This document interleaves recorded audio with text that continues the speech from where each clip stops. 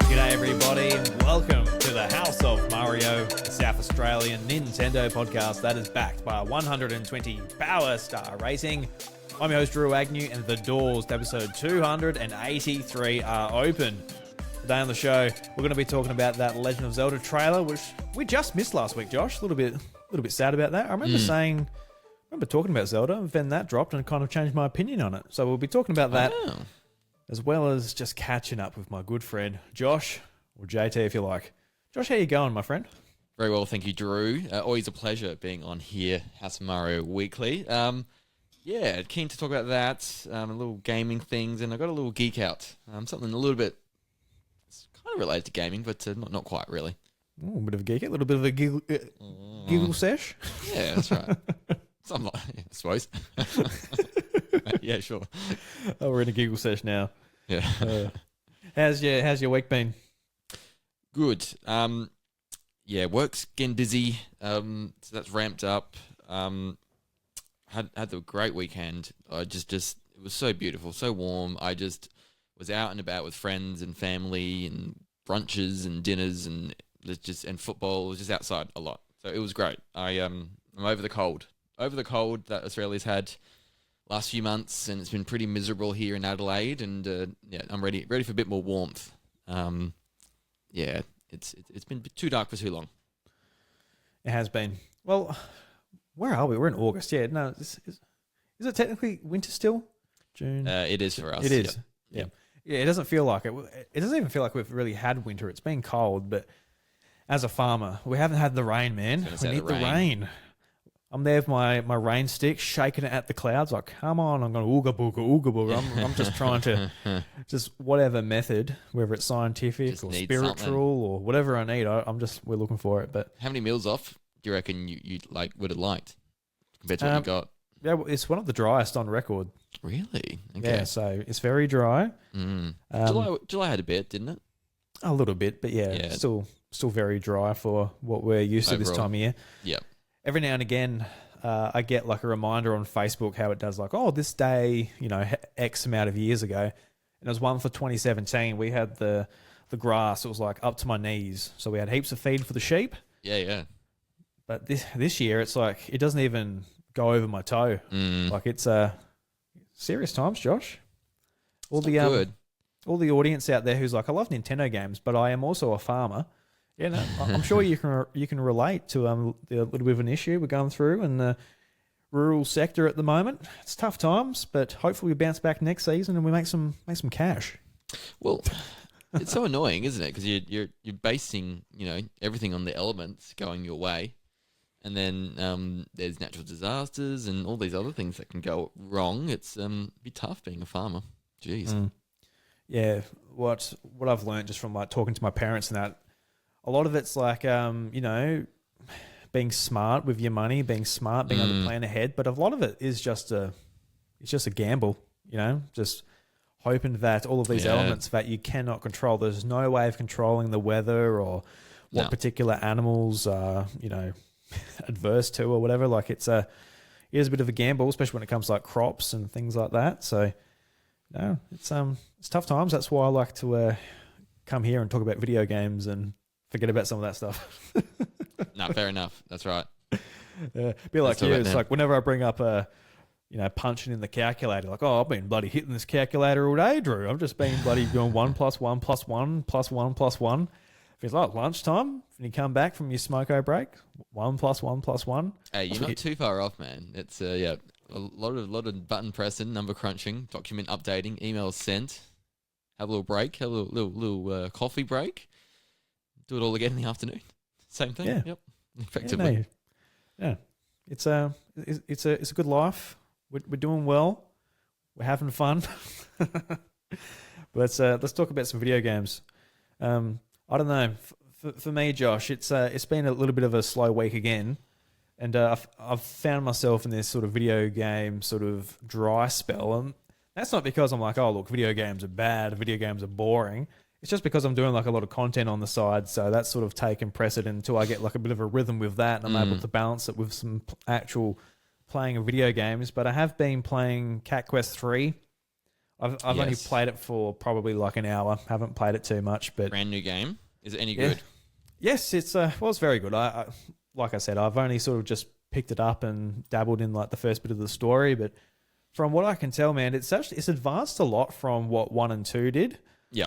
Because for me, like Cat Quest 1, I'm like, wow, that was a lot of fun. And it was a one sitting game, played it in 5 hours, just from 8 o'clock till midnight pretty much, a little bit over.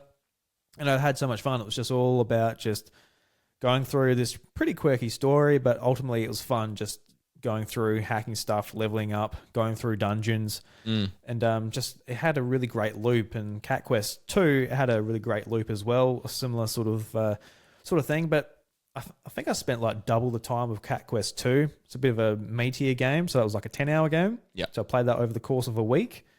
I got no idea how long Cat Quest 3 is. I think people are saying 10 hours. Other people are saying... Somebody said like it took them the same amount of time as 1. I'm like, is it that short? Like I can't imagine them going back on the amount of like game time than what the second game did, but I'm expecting about 10 hours. But what I'm noticing is the first game, it directs you a lot of where to go. And this game, it's not so much. It's like, oh, look for this. It's like, all right, you're not telling me where to look. And I kind of appreciated that in some ways. It just put it on just a mode in my brain where it's like, oh, look, it's just fun. I'm getting the dopamine. I'm leveling up. The combat's fun enough. I'm using the special abilities. No, it was nothing too taxing. It was just good, fun gameplay. Whereas this one, it's like, all right, it's not so much on easy mode. It's like, all right, I need to have a look around and explore a bit, which is probably a good thing for this because the whole difference with this game is based in like a pirate setting. So you can ride a ship around the waters as well. Okay. So the exploration's like a lot more than what the others were doing, where it's just like the first game was based on a map where it's mainly just like Greenland, and then the second game you've got access to like a desert and things like that. So you're not so much exploring, but you look around and you see like dungeons and stuff.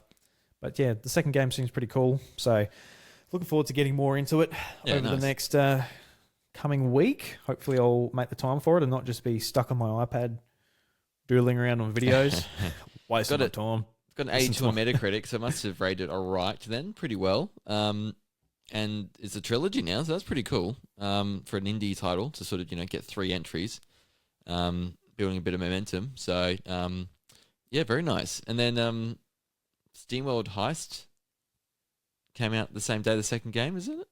It came out the same week. I'm yet to get to that actually. Yes. Is that something you're interested in, or just heard other people talk about it and saw Nintendo Guru got a little mention in it. So I thought that was very cool and very touching. I did too. I really love their games. Did you play the first SteamWorld Heist? I played it on 3DS. I haven't.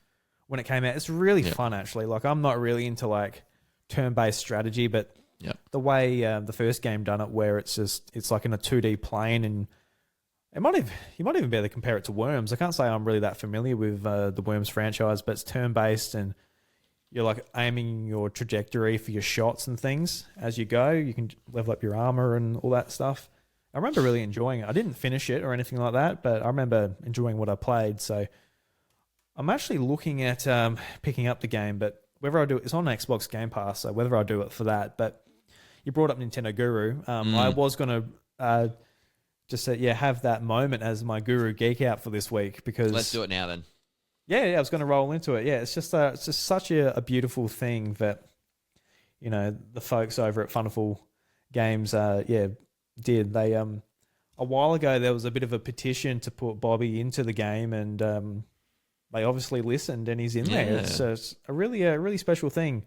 But I first saw it when Seth Sturgill posted on Twitter about it, and what a beautiful thing, because he loved their games. He really enjoyed them. So if he was around to see it, he would be so happy to see his face in there, like a little robot with like little Bobby Paul's face on it, and it's a really special thing. I can't wait to find him in the game when I play. Yeah. just yeah. So obviously really like the game, and yeah, for them to actually listen and put him in.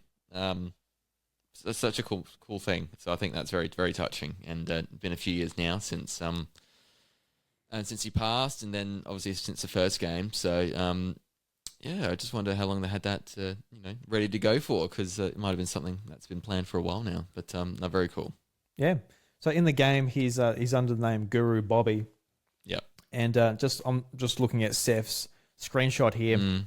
When you go up and engage in dialogue with him, he says, "When times are really bad, a good game with friends can be a great break from it all." So that's that's just something really special. That's something Bobby believed in, where he just loves gaming, loves playing with people. He's always Twitch streaming, playing Splatoon and Mario Kart with people. And I always used to pop in there and play along with them as well. And some of the best places just to pop in and have some fun and engage with the wonderful community that he fostered back then. So yeah, no, it's just really special when game developers, because obviously they don't have to do this, but somebody who's just like a big part of their community back then, it's just really nice that they were able to do that for him. No, for sure. That's right. That's very good. So yeah, you have a Guru Geek Out as well? I have been watching so much of the Olympics the last couple of weeks. Michaela and I have been really getting into it this year, and always keep an eye out for it when it's on, but I've never been watching it this intensely. So it's been every night, it's been on the TV after work, and then, for us in Australia, it's we get the heats in the morning for athletics or the swimming, so you don't really get much of the gold medal action. You get a bit for some of the morning events, but just really enjoying just sort of watching it at any time, like the replays. We watched the men's 10K final, and that was so much going on, so much drama. Just the whole thing's been really great. I just sort of been a bit inspired and motivated to be a bit more physical and active just while watching all these athletes do what they do really well over the last couple of weeks. Learned a bit about BMX and skateboarding, and then just yesterday they had the women's modern pentathlon on, which I didn't really know was a thing, but it was so this pentathlon's 5 events, and it's the modern version because it was based on World War I and what any soldier needed to know or be good at to go to war. And so it was swimming, fencing, so playing with a sword, equestrian, so being on a horse, running, and then shooting. But in this one, they've adapted it to be when they shoot, it's a laser gun. You shoot a laser gun at a target instead of a gun and bullets and things like that. So they used to have it over 5 days, but literally they did it over 2 hours yesterday, and it was just all these 4 or 5 events squeezed into 2 hours, and all these ladies are just running around doing it all, and it was really cool actually. So been loving watching all of it. Marathons. I'm big into the running, athletic stuff. Michaela's really big into the swimming, so we're kind of she really enjoyed the first week, and this last week's been a bit more up my alley, but I'm loving it. It's making me think, Drew. Maybe I want to go to Brisbane in 2032 and just sort of get a few people along. I'll be a bit older by then, 8 years from now, and able to see these events in person or something. I'm not sure. Oh, are we due to have the Olympics? Not next time, but the time after. I know. Brisbane's hosting it in 2032. Oh wow, that's exciting. I got to be honest, I'm pretty at the loop. I've been watching it a little bit, but honestly, I haven't been in front of the TV all that much to be watching it. For the first week, to be honest, the first week we've been having trouble getting our young fella to bed. Yep. So TV was off. No screen time. So even for us, no screen time on the TV. And then the second week, we started putting it on, and I was watching a bit of it. But I was just watching what was on, and I didn't go and download any of the apps to watch the Olympics either, which I probably should have. And I still can go and catch up. So I guess it's not too bad. But we did really well on the medal tally in the end. Yeah, 4th place. We were third fourth there in the for end, a bit. I think. Yeah, third for a long time. So that's great. Go Australia. But the thing I'm seeing a lot of is the Australian breakdancer. You scored 0. Yeah, it's a bit of a meme at this point, just how badly they did. Yeah, very good, very good. She they had the closing ceremony yesterday, and I think she did another performance in front of the Australian athletes, and it was quite good. So I don't know, she's taken it the right way, I feel, compared to how others could have gone and just really sort of gone in their shell after all that. Yeah, like I hope she understands the position she's in. Like, you know, she gets to go to the Olympics, but I hope she went in like, you know, not thinking she was the best break dancer and all of that, and that everybody, you know, just don't be laughed at, but just be a part of the joke in some ways, because that it truly was just like, okay. I was like, yeah, I get why she got 0, like compared to the other person. It's because I've only seen clips, and then I saw like the clip of somebody else. I'm like, wow, they're really good. It's like, okay, that's what it's meant to look like. Like there was this dude just like spinning like a Beyblade on his head, and he like transitions into spinning on his back. I'm like, yeah, that was really good. That was probably like what you'd expect from an Olympic. Yeah, that's an Olympic breakdancer. That's breaking. That's breaking. That's what it's called. That's what they call it, man. I'm learning. I'm learning so much. It's been a very educational couple of weeks for me. So yeah, needs to be for one of us, I guess. I didn't learn shit. I didn't know what breaking was. Breaking. I'll be there, like, hey, everybody, do you want to break dance? Break dance. And you'll be like, breaking, and they'll be all over you. They'll be like, yeah, you're awesome, Josh. You know the lingo. Yep. That's where it stops though, because the moment I tried, I'd be white boy with no groove whatsoever, 2 left feet, absolutely plonking it and making everyone else look better. Were there not many white people breakdancing? Was it all just like people from? I'm not sure. I'm just saying. I don't know. I feel like white people have no rhythm sometimes. So just how it goes. Yeah, I mean, I'm not too bad behind a drum kit, but like if I try and dance, man, I don't know what bit's doing what. My head will be banging back and forth, and my tailbone will be swinging. I'm like, a bit of a bob. Up and down. Oh, left down now, right. Oh, wow. Okay. Whoa. Yep. I get seasick trying to dance. Always lifted his leg slightly, but not actually moving it. Still quite planted. Yep, all that kind of stuff. Do you have any of those awkward like school dances or anything like that where you're like, you know, go into the middle a bit and you like do a bit of a jive, you know, just trying to get in the mood, but everybody's a bit awkward and you're feeling a bit insecure and have anything like that? When I was younger, I'm sure. But you know, when I go to weddings but now I'm all about people I know, I can be a bit more of an idiot and I don't care as much. So yeah, see me on the wedding next year, tearing up the D floor. I'm sure I'll have a good time. Yeah, we're gonna see if Josh gets his little bob on. Yeah. You might have gotten. Are you getting dancing lessons or anything like that for your first dance? We might. We'll do something. We'll sort something out.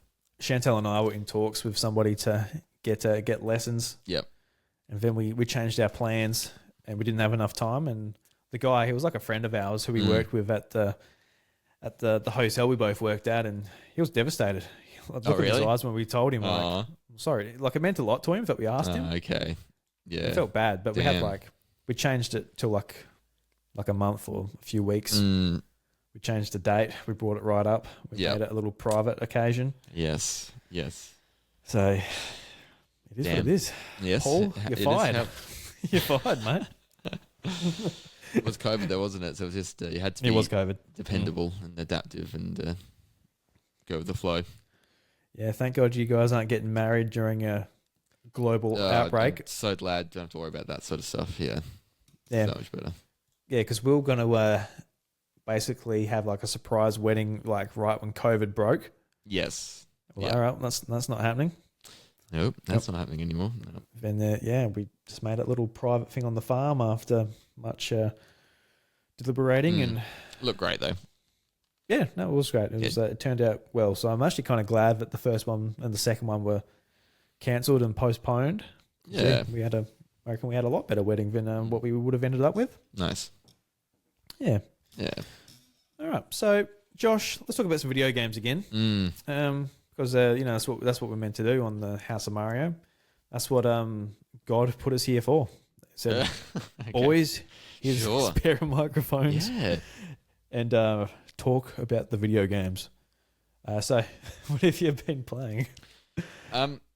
Not too much again this week because the Olympics have been on the TV and I played docked mostly. So it's been like... Oh, you're that stubborn. You're like, no, this sucker isn't coming out the dock. I played a little bit. Like sometimes it was like, I don't know, water polo on, and I find that really boring. I don't know, they just swim and sort of throw and not do much. So when that was on, I'm like, okay, I'll play something. And so I tried a bit of Luigi's Mansion 2 HD, did a couple of missions.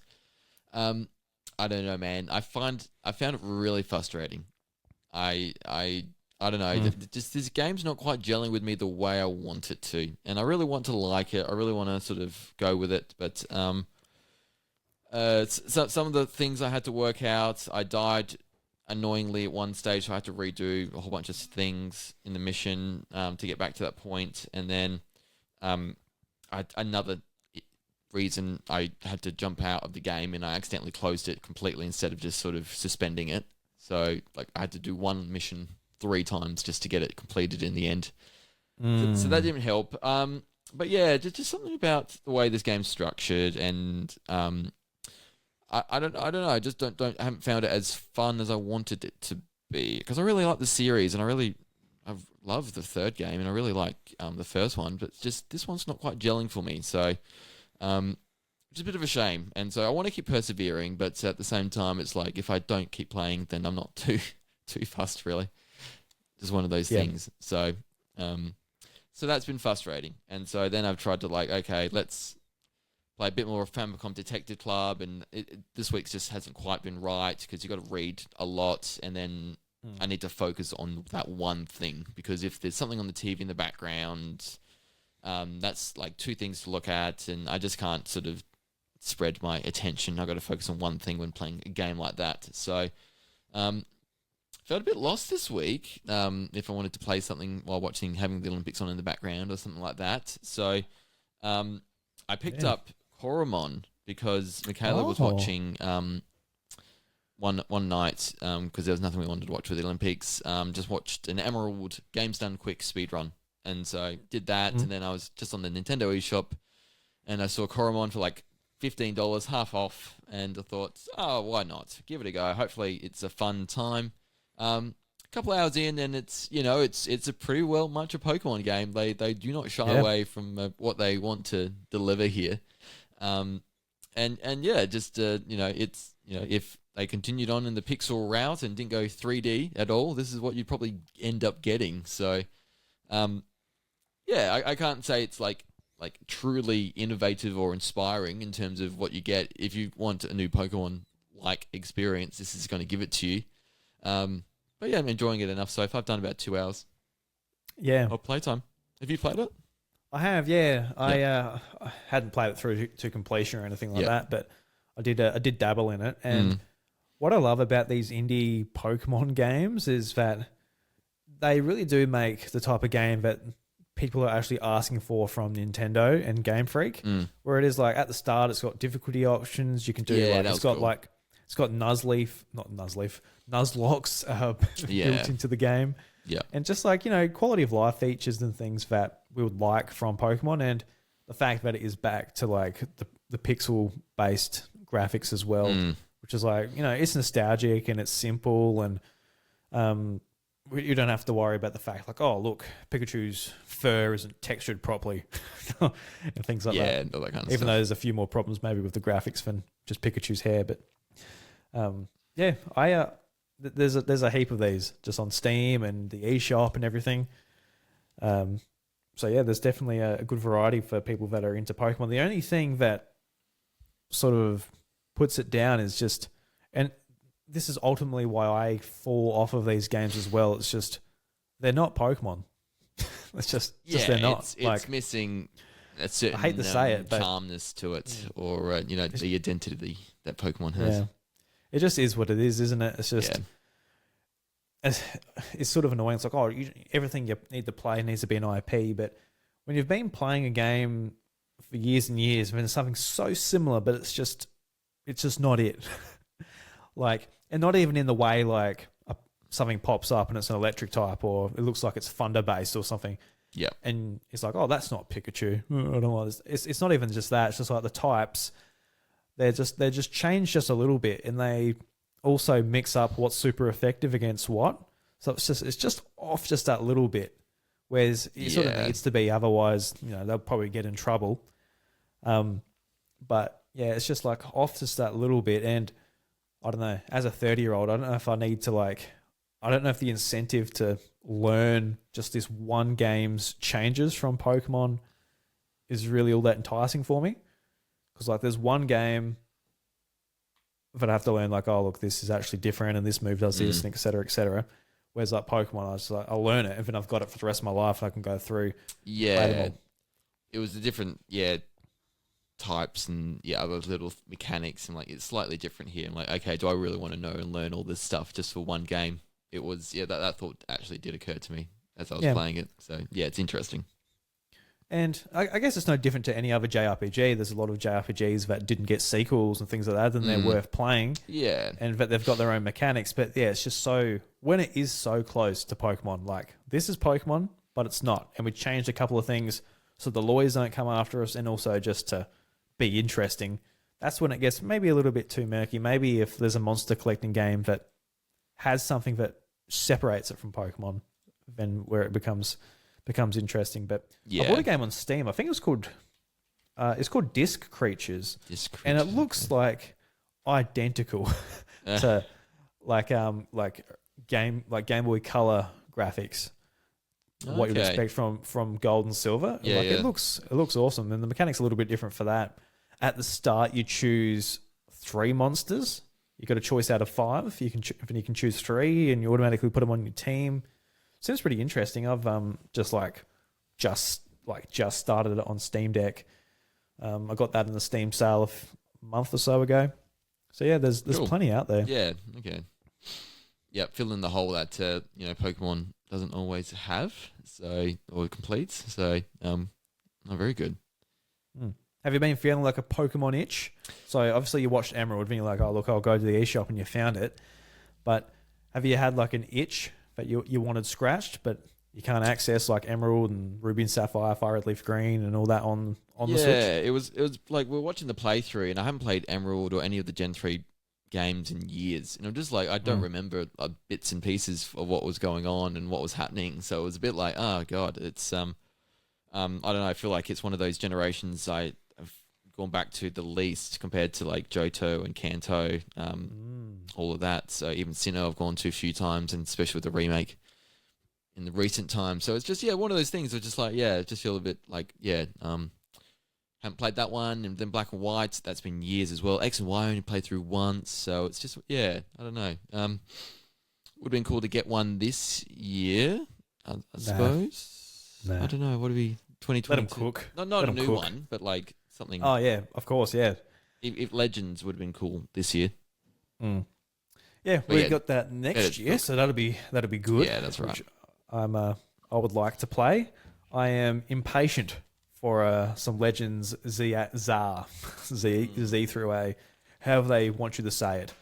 I assume it's Z to A, Z through A. Don't know. I don't know. Zar. Zar. Zar's easy to roll off the tongue. Yeah. My brother wanted to borrow it because he's never played it, and he's been using his Switch a lot lately. But I said, he'll enjoy that experience because it's really quite different to really any other Pokemon mainline experience out there. And, you can get attacked by the Pokemon, you catch them in real time, open area, so, very different. So, I think you'll enjoy that. We've had such a tease recently. Pokemon Mystery Dungeon, Red Rescue Team came for Nintendo Switch Online. So, and this is my opinion on that game. I love that game. Really great. We've had a remake of it, but I do prefer the Game Boy Advance pixel art compared to the 3D, what they've done on Switch. Yep. And I'm biased. I'm so nostalgic for just Game Boy Advance pixel art, especially Pokemon. Holy crap. So yeah, I'm a bit biased. So I would honestly prefer to play that version. Unless I'm forgetting about some real quality of life features that are missing, but I'm not sure if there are. The Switch one plays still with a direction pad. It's not like the it's same. It's not like a 360 joy, like movement is there. It's all bloody D-pad movement still. So in a way, it's probably better on the GBA still. Well, the funny thing is, like, the whole thing about Mystery Dungeon is that every floor in the dungeon is just randomized. So you've got to find the staircase, and it could literally be right next to you when you spawn on the floor, or it could be the other side, next to a big, strong boss Pokemon. But you can imagine, like, the rewind feature on Nintendo Switch Online. You're like, oh, I got a bad roll that floor, or I know where the staircase is now. I'll just rewind it so I don't take that damage, and you just you go forward. Yeah. And I actually think that's the reason why we haven't got the Game Boy Advance Pokemon games on Switch yet. Because when Gold, Silver, Crystal, Red, Blue, Yellow came out on 3DS, they gave us a version with no save states or nothing like that. Like, It was just the game. So I honestly feel like if the Pokemon Company can't control how people interact with the game, they won't put them on there. Like, if there's no way technically for that app to not allow, like, specific games to have save states, which there probably is. I don't know why that would be impossible, but that could be a reason why we haven't seen Ruby Sapphire Emerald yet. I just feel they just make it separate Pokemon NSO app though, and then that's part of the expansion pack membership. That totally would seem like the compromise that they would make. You go into that app and there's no save states, and you got to save normally and go along that route, because I can totally understand. I definitely see your logic, and it wouldn't surprise me if that's what they're trying to, like, hold back on. They're very particular, especially when it comes to how they want to control how it looks and feels and the experience of it all. So totally, you're probably bang on there. At this point, I'm just going to be so frustrated. Like, the lead up to the next Switch, and we get, like, Pokemon Game Boy Advance games. Like, hopefully that app is going to be backwards compatible if they ever come, because if they just, like, lock the Switch, I'm going to be, like, just so annoyed. Because we got when did Crystal come to 3DS? It came out, like, when the Switch was around. Like, we got Crystal then. I want to play this on my Switch. Like, when it's just, I got to get the 3DS out for this.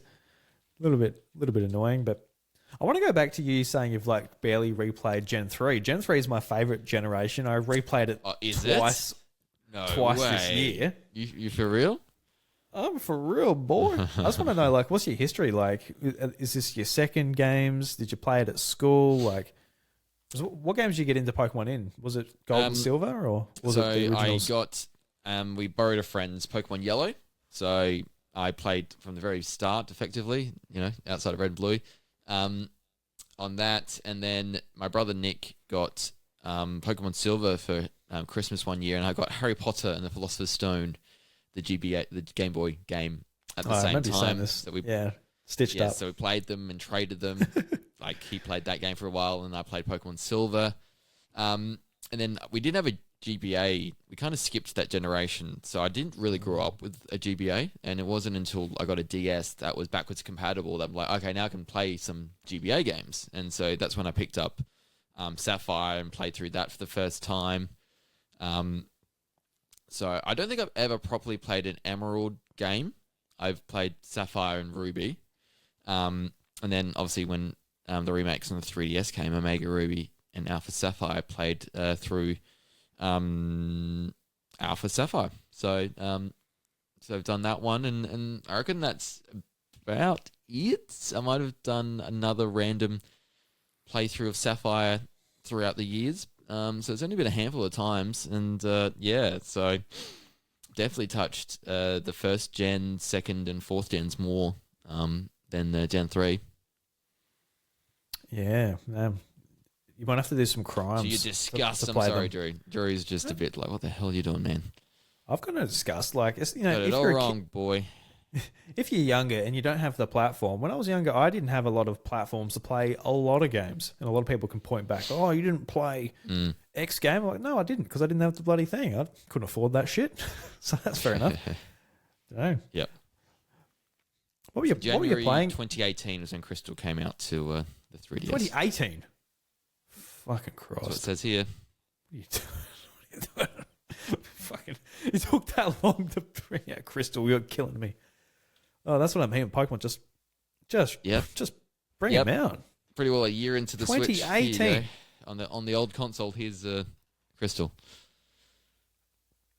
and we still don't have any of them on Switch in 2024. It's crazy. It really is crazy. Especially I don't know. It's the whole NSO thing because it's not you don't pay for it. I don't know. Yeah, surely it's coming out sometime soonish.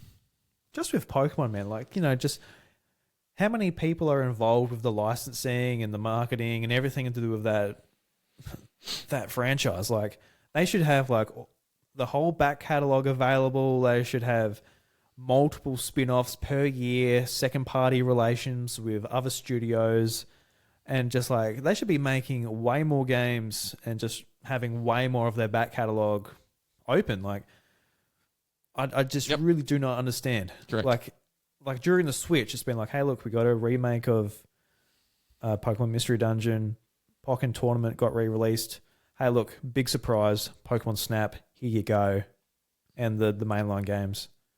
And why is that it? Like, they're spin-off games, like, you know, Pokemon Snap, that was a big thing to come back. A lot of us has sort of aged up with that from Nintendo 64, but kind of some really uneventful spin-off games. Like, it should be, I don't know. I think so much of their efforts are just focused on the mobile market, which is just where they have to go to meet like the mass amount of people that they can, just purely because of their relationship with Nintendo, how they're not allowed to like even go to PC, it seems. It is like, it's either Nintendo or it's mobile. That's it. No PC and certainly nothing else. No other consoles. Yeah.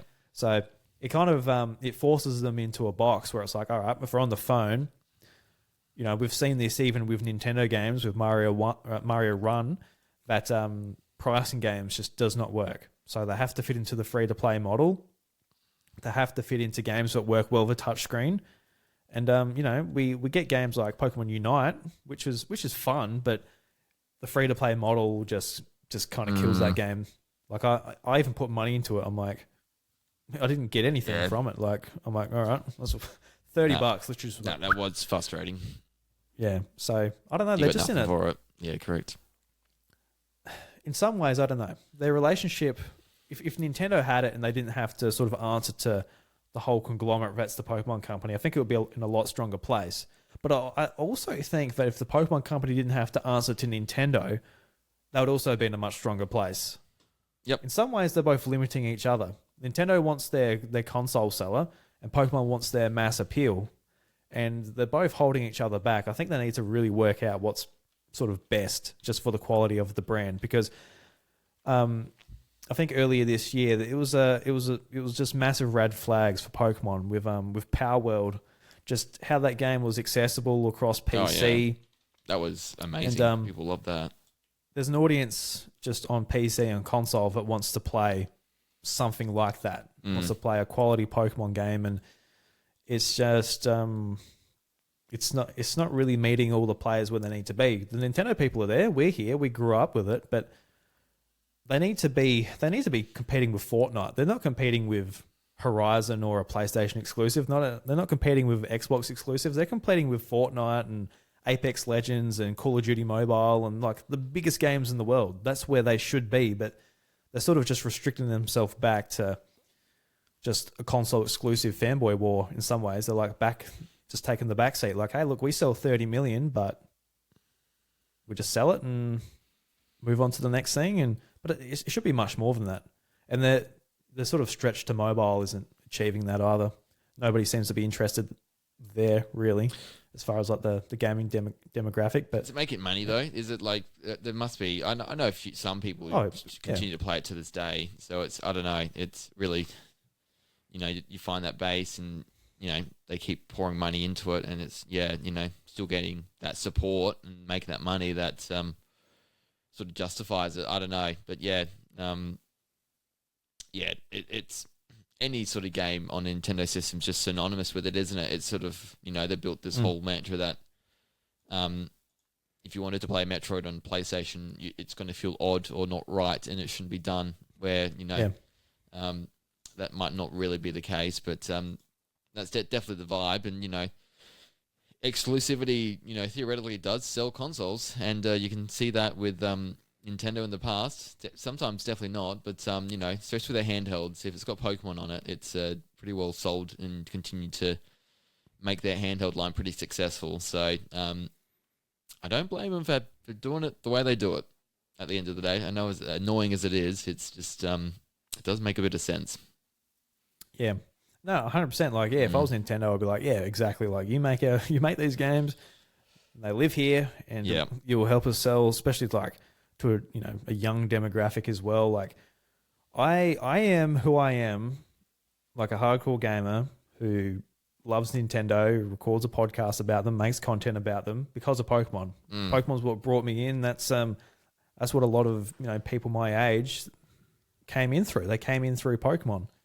So of course, I think it's a very important pillar for them to have. But I also think they really do need to sort of redo their strategy, because they need to be competing with some of these other bigger games, because it is different to Zelda and Mario. They are Nintendo's pillars, and people will come to their platform because of them. And Pokemon can have that pillar as well. It can be one of them, but it's so much bigger for any of those. It has so much more potential, so much more reach, just through its characters and what it is, who it appeals to.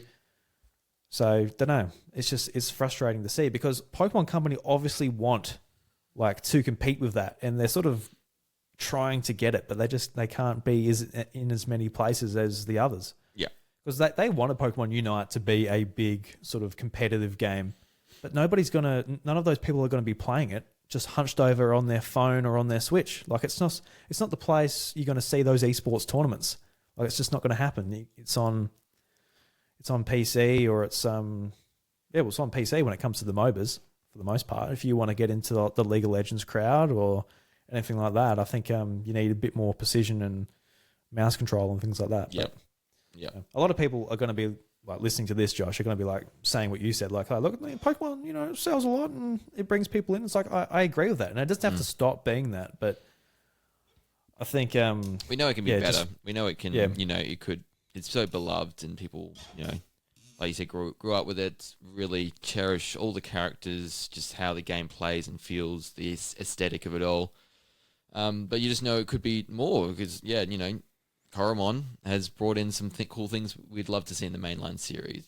There's other things, Power World, other games doing things that we'd love to see in Pokemon and sort of be introduced, but the slow juggernaut that it is slowly moves and does its own thing on its own accord. And that makes it frustrating as a lifelong or a long-standing fan of the series, because you want it to be as good as it could be, and it could be super, super duper better than what it is, but just does enough really to sort of do what it needs to, and that's about it. So, definitely frustrating for sure. And I think a lot of other Nintendo IPs, although not co-owned by another company, sort of are able to sort of build on that and really sort of refine what they do and to make it better.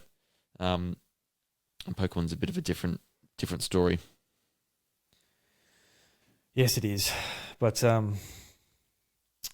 we shall hope for Legends Czar to be a little bit of a comeback. I can't wait to see gameplay of that and see what they want to do with that, because I really feel that's them sort of experimenting with stuff and being a bit more mature with it, and giving something to the fans, a bit more of what they want as an experience.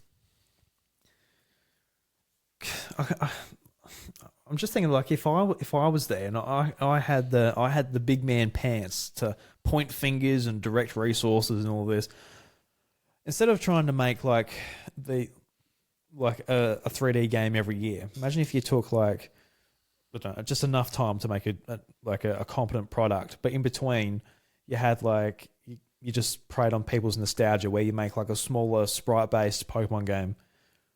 Maybe release it for cheaper, $40, put it out there, maybe even digital only, I don't know, whatever you need to do.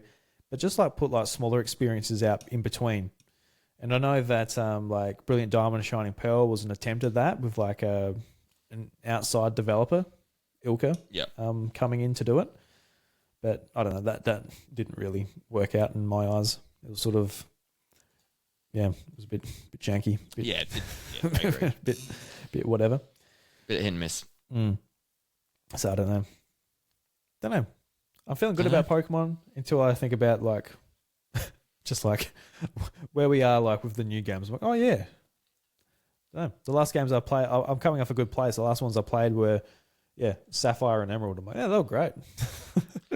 Peak for Drew.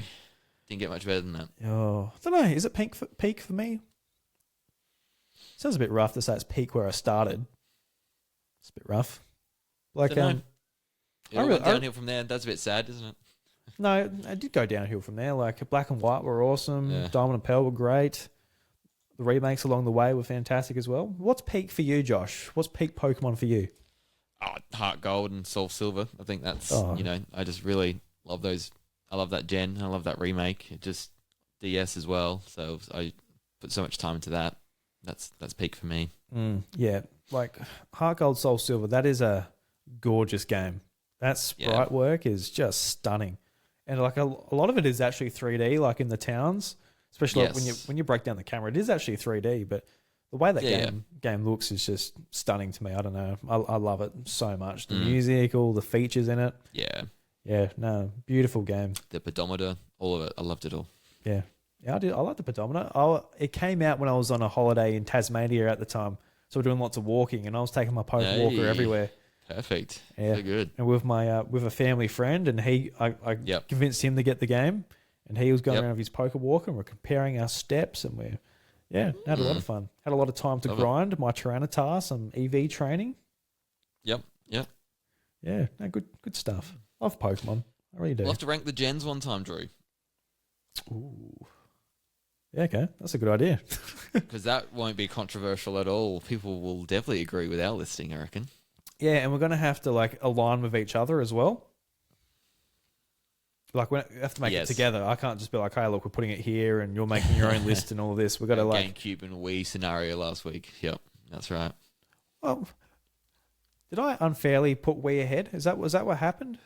I thought we actually talked about it. I feel like ramped up the GameCube a lot more than probably it needed. I don't know. You ramped up the GameCube. Maybe, I don't know. Just because it did not sell very well. It was a failure on all accounts. It's not about how it sells though. But the games are great. Yeah, it's about the games and the hardware. As a fan of the GameCube, I loved it. So yeah. Oh, I still think they should use those shoulder buttons, like those triggers on the GameCube. They need to. Oh yeah, they're great. Like you compare them to what we got on Switch and even PlayStation 5 because they're the same triggers. Like what's going on here? I want my finger to man. Like you just got these little tacky little things on the back. Give me analog. I want to control how far I press a button. You know. Yeah, of course. There's that too. That is so frustrating. How that's not a thing. So good for Flood and Super Mario Sunshine. That was great. Yeah. Yep. Racing games, all of it. It's undervalued. Yeah.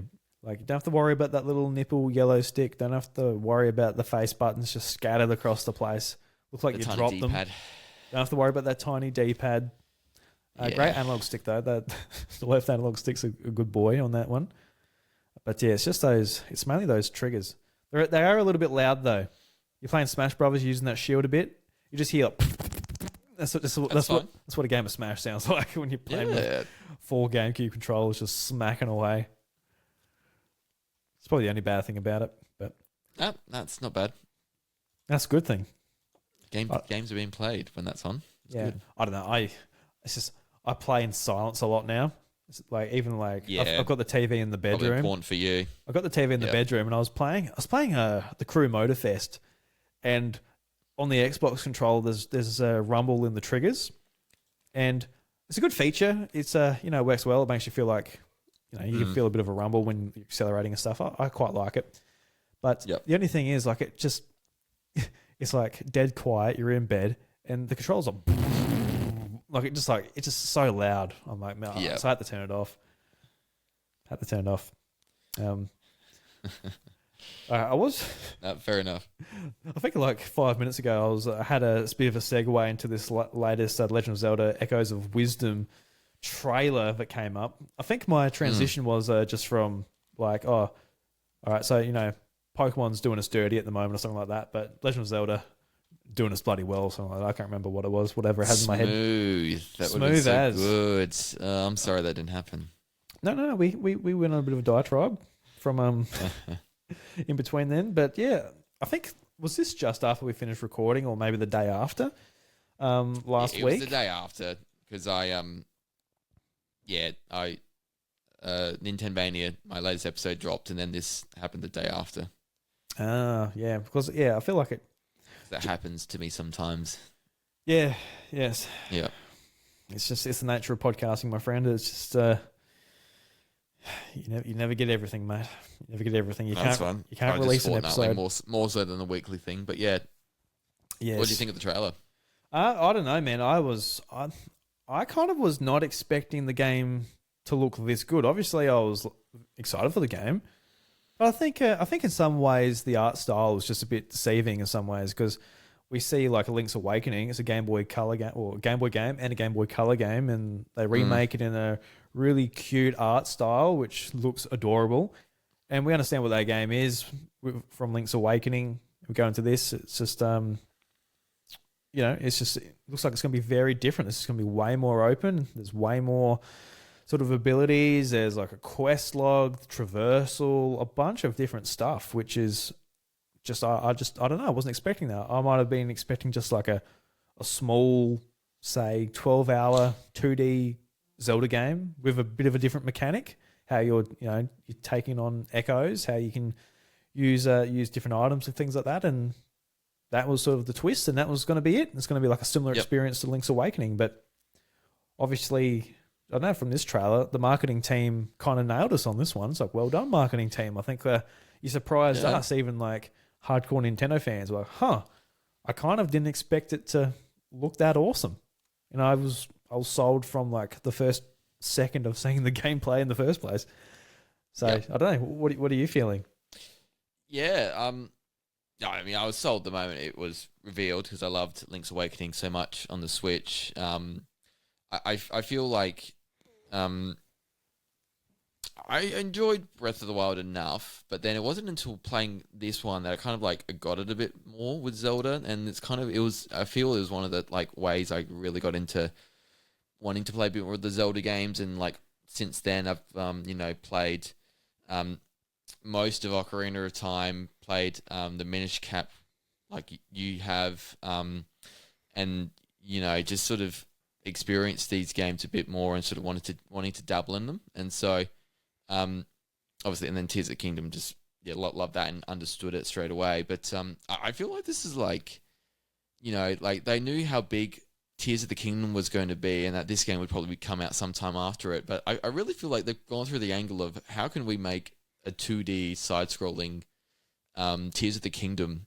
in the chibi-looking sort of way. And I just, it like, you've got the mission system. It looks like the HUD of Breath of the Wild, Tears of the Kingdom. The bind and then the reverse bind. It's just like the Ultra Hand, really, effectively, in sort of ways you can manipulate items. Obviously, the echoes is the new thing in this game, but it's a lot of stuff I feel is inspired from Tears of the Kingdom, which I think is not a bad thing at all, and quite cool. So, just seeing some of the echoes created, some of the ways you can solve the puzzles here and work through, not just the dungeons but the actual overworld. I think this is looking really great and fun, and we're going to see some really unique ways to sort of play this game. Like you do with Tears of the Kingdom. So I'm super pumped for this. This is can't come soon enough. I think the 26th of September, so about a month and a half to go. It looks great. I might sound... I was thinking about this the other day. I hated the chibi lookness for Pokemon remakes with Brilliant Diamond and Shining Pearl, but I just love this look for Zelda. I don't know. It's just... I think they're slightly different, the looks, but I think... the way they've reimagined 2D Zelda here is I just love it so much. So, really, really keen for this one. And it sort of is the kickstart, the reinvigoration to 2024 that I think we need when it comes to the Switch.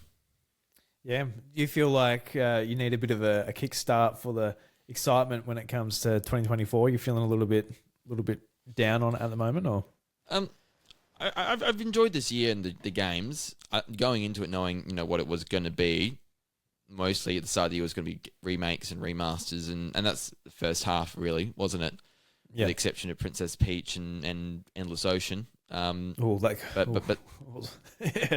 that was exciting. But wasn't that's a lot of scanning, and that feels more of the same. So don't really want to count that. But this second half is where it really starts, isn't it? Because we get this game, brand new game. We get a new Famicom Detective Club Brothership with Mario and Luigi. So this is the new stuff. The more higher caliber, unique things you haven't experienced before.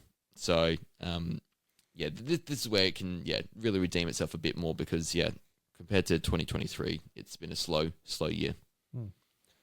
I think with this game too, like with Tears of the Kingdom, how you're able to like blend your combine the items or objects and things like that. That was really cool. But also with this one, I think it's going to really utilize that exploration and just being able to try new things. Just like with your bind, you can basically pick things up, and then reverse bind, you can bind yourself to something else. So in the trailer, it shows that you can like bind yourself to a bird and fly across something that you couldn't cover, or a spider and go up a wall.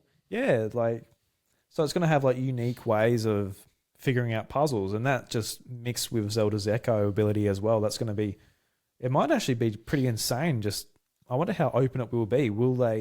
Are they aiming for a game like Tears of the Kingdom where they put you in a shrine and say, figure it out?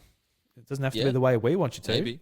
Like, will it be that open, or will it be like, oh look, you need this specific Echo to unlock this? Then will it be a little bit more linear once you actually get into a puzzle situation? Or it kind of seems like the tools they're giving you, they're kind of wanting you to interpret it for yourself, which is what Zelda is kind of become, really. Yeah, I really think this is the next level in 2D Zelda, to open it up truly and sort of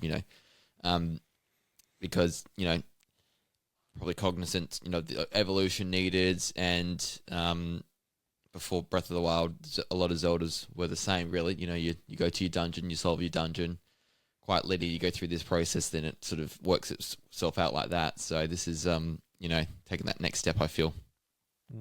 I'm looking in like Gerudo Desert, when you enter the town, and you've got to be a female to enter. And in this game, when you're playing, it's gonna be different now. Yeah, you play Zelda, so they just let you in. Won't have to hide. Yeah, won't have to dress up. It's great. Just those little things. Yeah.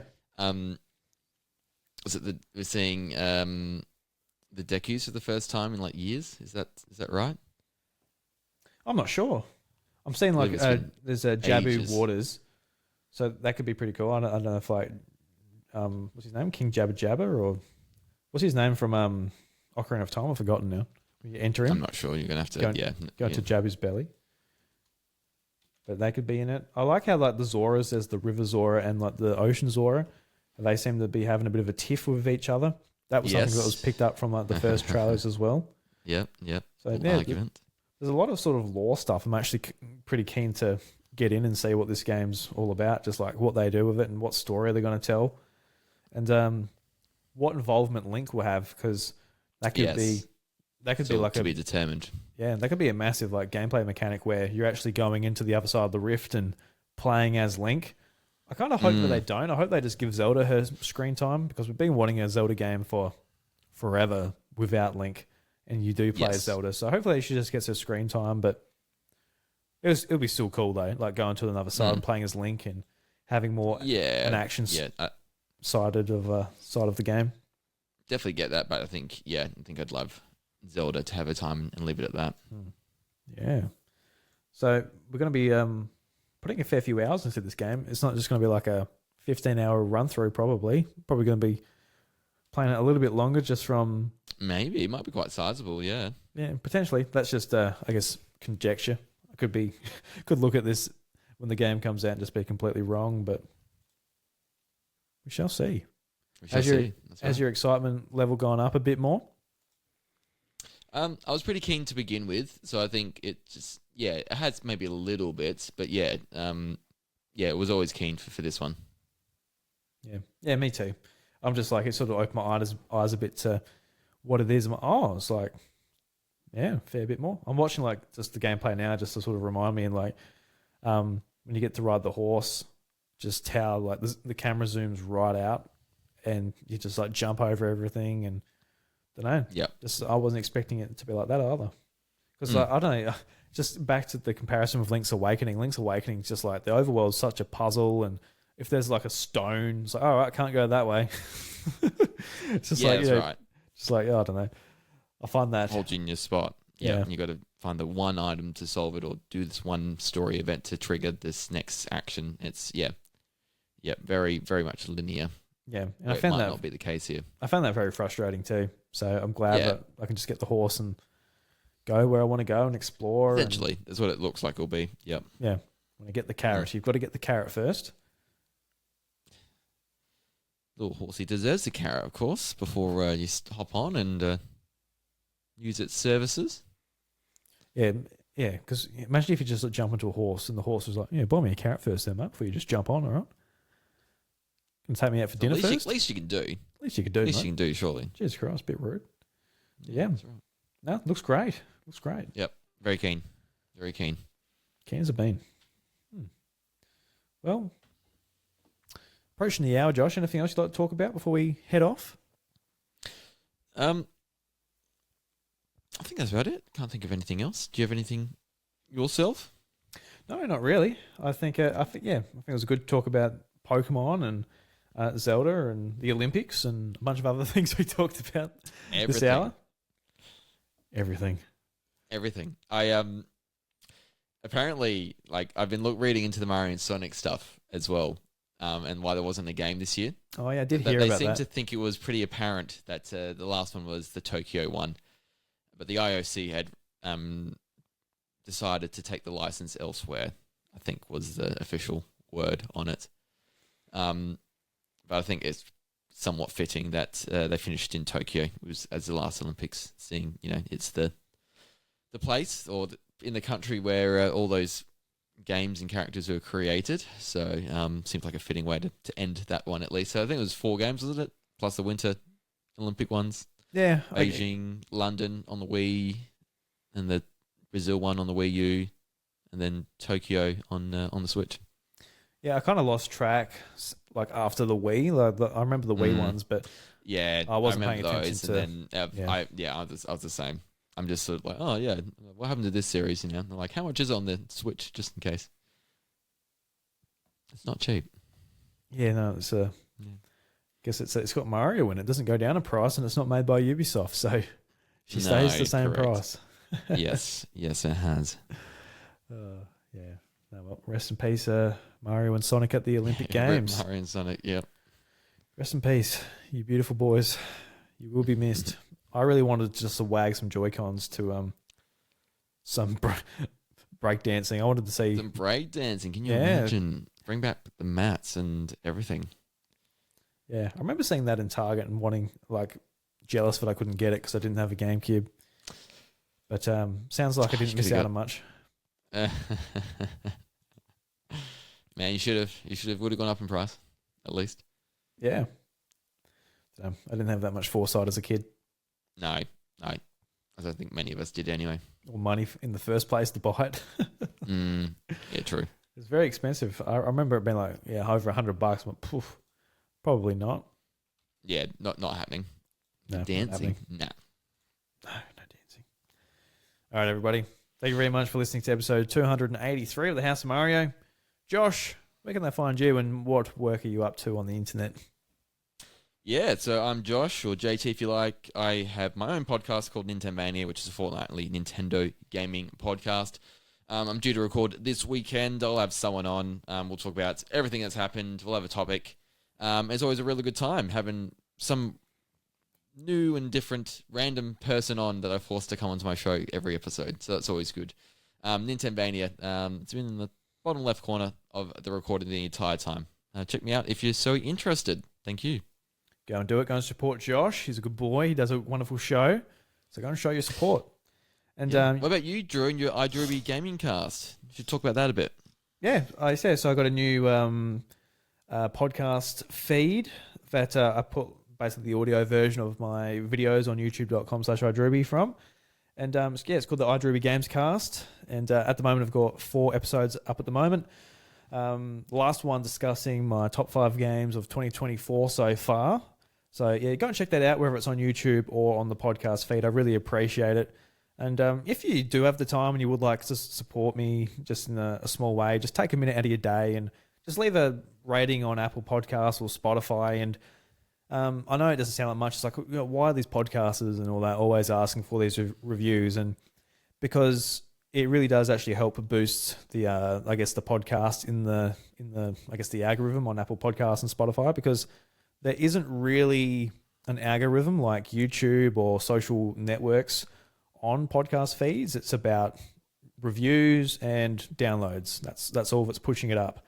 So I'm not going to get there as far as the downloads go, but I can have some supporting people that can help me out there, and just leave a 5-star review. And if you leave a written review on Apple Podcasts as well, that definitely helps.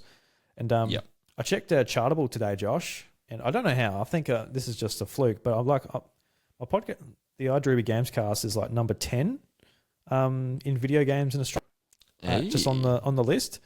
And I don't know. Wow. I don't know if that doesn't mean like, oh, you're successful or whatever. That just, I don't know. I just got put there. So cool.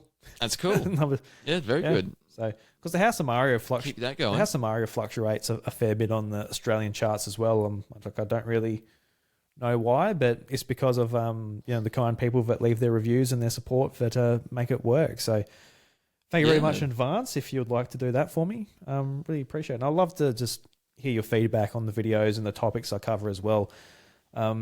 I'm doing this because I loved doing the House of Mario when I did it solo, if anybody was around for those episodes. But I think the House of Mario just wasn't the place for that, and I wanted to make a place that made more sense for the solo topics and things I want to cover. So that's what I'm doing there. So I'm going to have a lot of fun with it, and it's only the beginning. So hope you join me for that. Yeah, it's been great. They've been really good at Drew. Really enjoyed listening and watching them, actually. Watch them on YouTube, because I think that's you get Drew's farm background there. That's where he's been recording these. So very scenic and picturesque when you watch it. So definitely, if you have the choice, do it on YouTube. And then rate House of Mario as well while you're there. And I suppose my show, Nintendo Mania. Of course. Why not? Yeah. Do all of that. Yeah. I've asked that many times to the House of Mario and no one listens. So I'm like, don't worry about it. But go and do Nintendo Mania as well. Go and help out Josh. It means a lot. But that's enough rambling. That's enough pandering. That's enough asking. We'll leave it there. Thank you very much, everybody. But it's time to get out. Leave those reviews. For goodness sakes. Yeah, thanks, everyone. We'll be polite with the door shut. No, it wasn't as soft. It's a very easy to push door. Sorry.